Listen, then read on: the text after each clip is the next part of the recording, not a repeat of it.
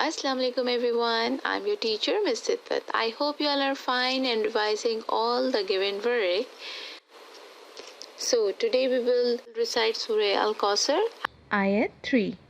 with the English translation. Okay, so get ready and listen to the Surah Al-Kawthar and revise it. بسم الله الرحمن الرحيم إن شانئك هو الأبتر Surely your enemy will never be successful in anything they do. إن شانئك هو الأبتر Surely your enemy will never be successful in anything they do. You will learn Surah Al-Kawthar Ayat 3. with the English translation at home. So take care. Bye bye. Allah Hafiz.